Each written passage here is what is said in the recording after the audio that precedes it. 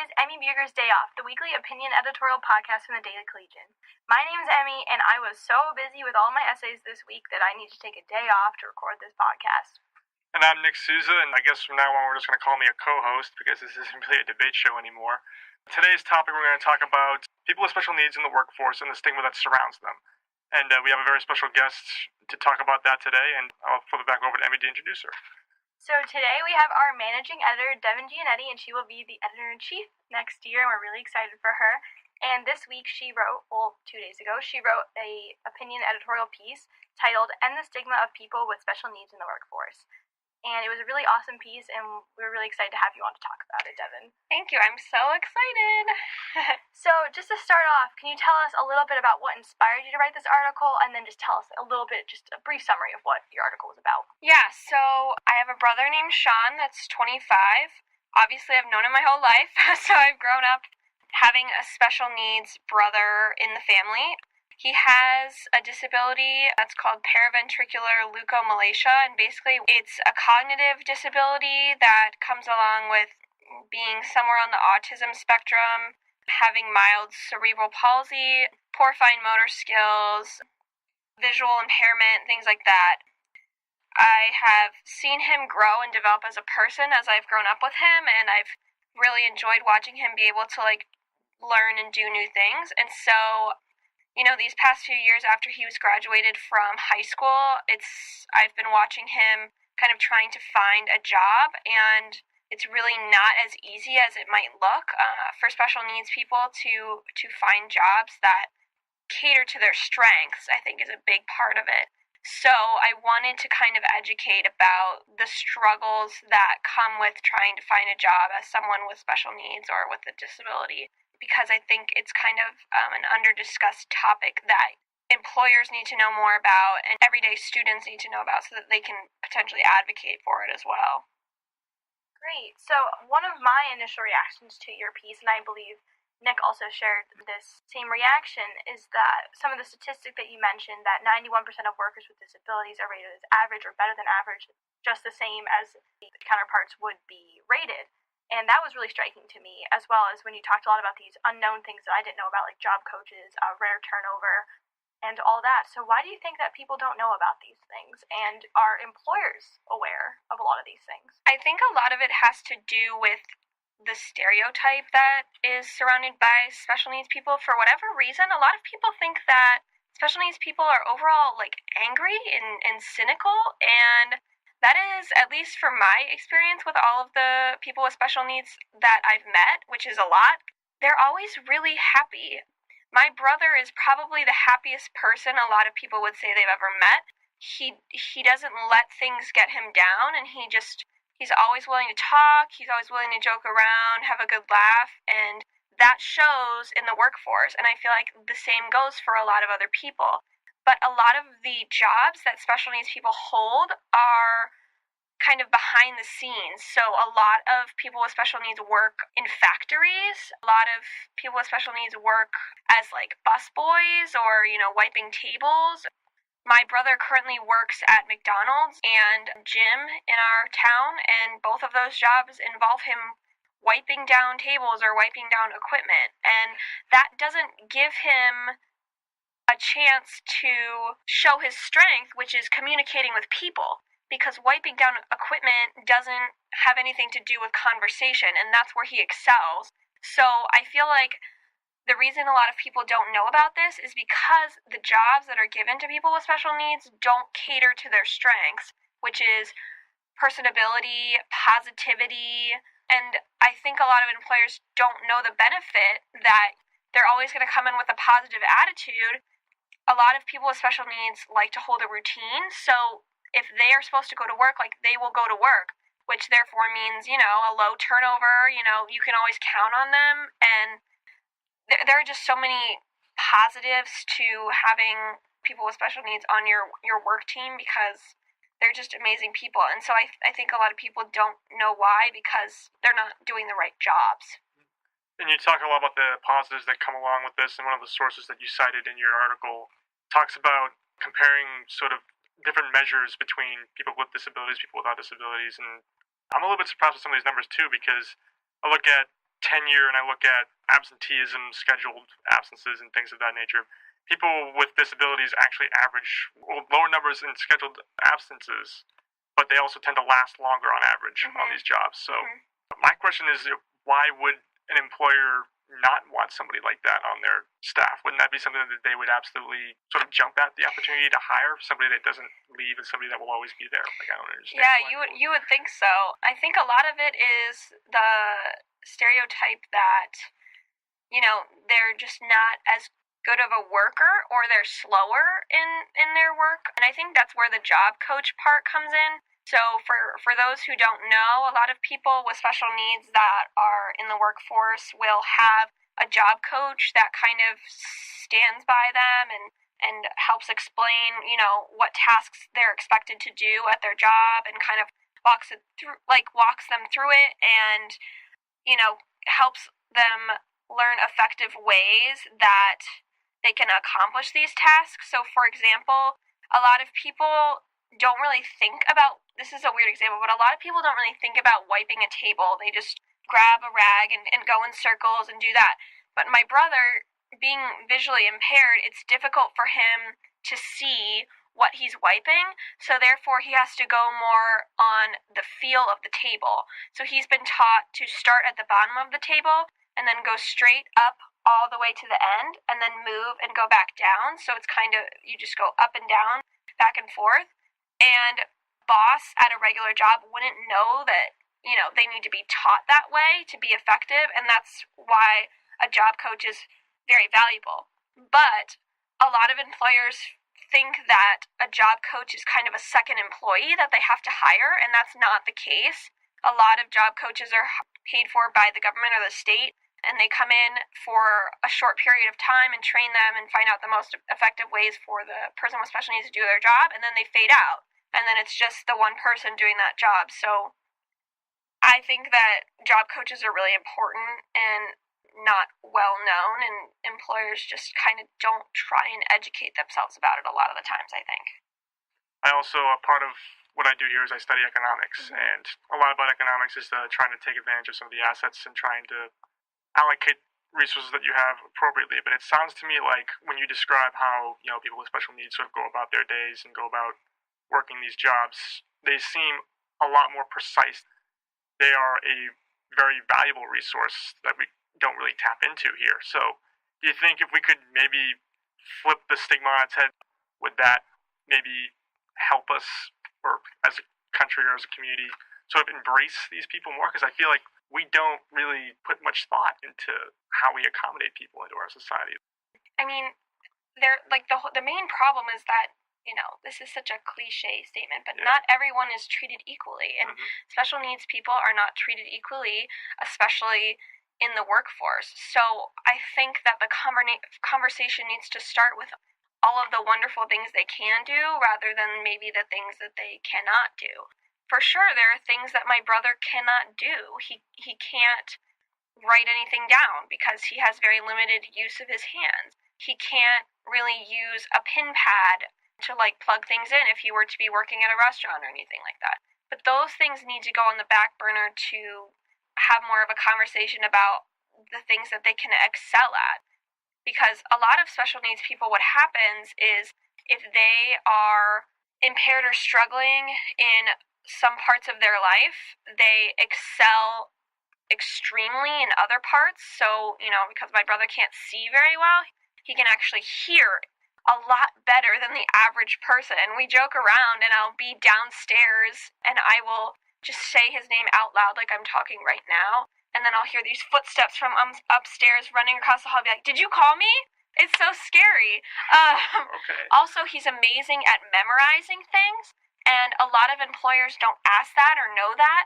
So when he went to the Erskine Green Training Institute, which is something we can talk about later, he had to memorize different table numbers at the restaurant he was working at, because he was training to be a host, and all of the table numbers were completely random and 3 digits long, and he was able to memorize all of them without looking at a single piece of paper.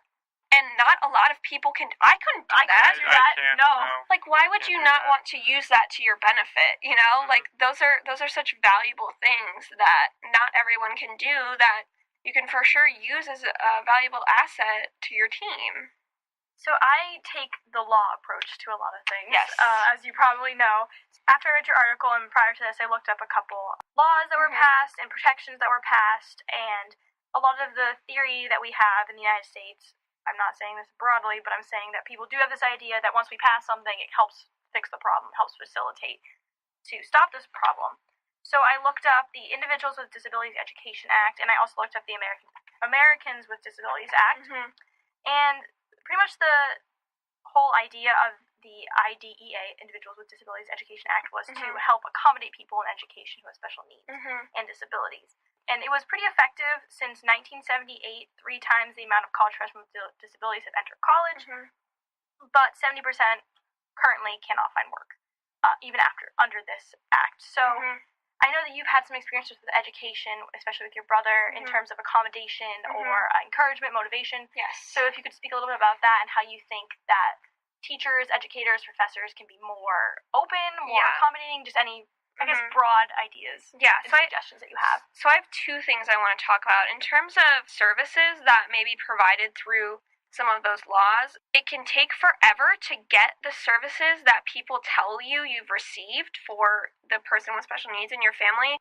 The government moves very slowly, and while you can be thrilled that you got that assistance, it can take months and months and months to make things happen even after you've been approved.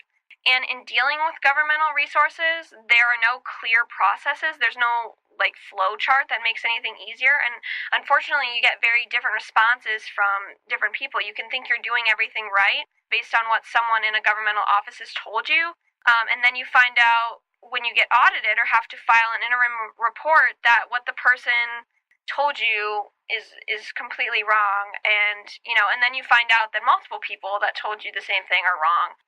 Then the government wants money back from you because they overpaid you based on their own people telling you the wrong thing. It's incredibly, there's not enough education within the government about what you're supposed to do for people with disabilities or people with special needs, and that's a major problem. And in terms of the education, schooling part of it, there's a lot of things that my brother has not been able to do that you could say the average person is able to do. He's never going to be able to drive, and he knows that, and that makes him very sad. He knows that at 18, people usually go to college. And so last year, he was like, oh, I really want to go to college. I just want to take some classes. I want to be a normal teenager. And, it breaks my heart when he says things like that. And my parents found this program at Kent State University, which is very close to where we live, that was specifically for people with special needs. And a lot of the classes were job skills classes, to help get you ready for the workforce, but also, some gen ed type courses. So he got accepted in that program. I've never seen him happier in my entire life, which makes everything I'm about to say very sad. So he went into the program, he started the program, things were going okay. And then the school was just not accommodating him. A lot of jobs don't accommodate their employees. They were not helping him with his study skills. They were not helping give him resources to do his homework. It takes him a very long time to read, and when he does, he reads at about a 3rd grade level. Mind you, he's 25. And they weren't giving him audio recordings of lectures. They weren't giving him the resources he needed to be an effective student, and he failed multiple classes because of that. They also told him multiple times that he just needed to do better. They'd be like, you're not doing a good job, you need to do better. You can't really say that to someone with special needs. It's not their fault. It's one thing to be lazy and unmotivated, and that's the last way I would describe my brother. He was just not being given the resources, and he was so broken down, his entire personality changed. He was sadder. I would almost say he was depressed, which I would never think I would say about my brother. And he didn't want to go back. He was so upset about the way they were treating him because he'd never been treated like that by everyday people that he had interactions with. And those people are supposed to be special education teachers, treating him so inappropriately. So he was taken out of the program and wasn't able to complete his college experience, as we would say. Luckily now he's very into poetry, and he's able to take an online poetry class that is through a college, I think in like Iowa or something, that's like for special needs or kids with special needs, and he's excelling at it a lot and he's doing what he likes. But that was a huge road bump. And I would like to say that a lot of special education teachers are amazing and they do amazing things. They're like the best kind of people to me. It's a hard job. But there's some people in the higher education system that will not work to make special needs people succeed. And that is so crazy to me, because why would you not want more valuable people in the workplace? And like, these are people that can do jobs and you just have to give them the resources to do it, and that wasn't happening. So it was a really tough time last year for him, and I feel really bad about that. So. And do you think that experience speaks a lot about how our higher education system just doesn't understand how there are people who just learn differently, who have different skills, who have just a different outlook and experiences? Yeah, sure. I mean, I say all the time I'm not a great test taker, and that's true. I mean, you can ask me separate questions about material, but when you sit me down in front of a test, it's like very difficult for me to do. And it's a perfect example that I'm sure a lot of people can relate to, where, you know, you just feel like the way material is being presented is not appropriate for your learning style. And for people with special needs, it's even harder. You really have to cater curriculum to each child, but that doesn't mean that they shouldn't have the opportunity to learn. So for our final question, I just wanted to ask you, I know in your article you said that you really want to educate people, and you want to educate professors, you want to educate the general public, you want to educate everyone, especially employers. And so what was your goal with writing this, as you already said, the education, but as well as how do you see this resonating with people, and how do you see this going forward into the public and seeing to change and challenge people's views? Sure. I mean, in terms of resonating with people, I feel like everyone knows someone with special needs, and they know them to be a good person that just wants to have a happy life. I think that that's the most important thing, and I feel like it's my job as my brother's sister to educate, because he does not always have the voice to do it himself. A lot of people with special needs don't have the voice to do it themselves because they are, you know, a minority. They're oppressed in the workforce, and it is our job, those that are able to get jobs and have careers, to do that for them, so that people listen to us and people potentially change their mindset to be more accepting, to be more accommodating, because no one's going to really be mean to someone with special needs to their face, but those discrimination practices in the workforce kind of speak for themselves. It's not like they don't know when they don't get a job and they're qualified enough to be able to get that job, that it doesn't have anything to do with their disabilities or their special needs. They know. There's not a lot that they can do, but there's so much we can do. I shared the article with my mom, and she got back to me. She said, "Oh, I'm sending it to Governor John Kasich because I'm from Ohio." She's like, "I'm sending it to all the disability services places in Ohio just to see if they'll share and get the word out and show how important this is." And I'm really happy she's doing that, because she's been the one that's really been spearheading this whole thing. I mean, having a kid with special needs is a separate full-time job from the full-time job she already had. It's so stressful. You have to work so hard, but it's her kid, and it's what's right. And so I'm glad that I have partners in my parents to do this. I'm glad I have partners in so many people at the Collegian that shared my article and, you know, showed supportive words. That was really, really helpful to me, and now I just hope that people continue to share the article and this conversation doesn't end just because I've done with this podcast. I've already published the story online. It's a constant conversation, and until we get the numbers up, because I believe it's only like 17% of people with special needs are currently employed, but that doesn't mean they're not looking. We need to cater and create a more supportive environment for people with special needs to have jobs. I completely agree. Well, thank you so much for coming on our podcast. Thank you. Devyn. It was great to have you. Yes. It was, and I feel like I've learned a lot more in these past 20 minutes than I ever have. Oh my gosh, that's I agree. With disabilities. I agree completely. Like, this was probably one of the, not to slight anybody else that's come on here, but this is definitely one of my favorites that we've done. Yeah, so definitely. this was fantastic. So nice, thank you. So please, everybody who's listening, check out her article that's currently circulating online, and it was printed last week, about the stigma with people with disabilities in the workforce. It's a great piece, just as great as what you just heard now. So thank you very much, and we hope you enjoyed listening.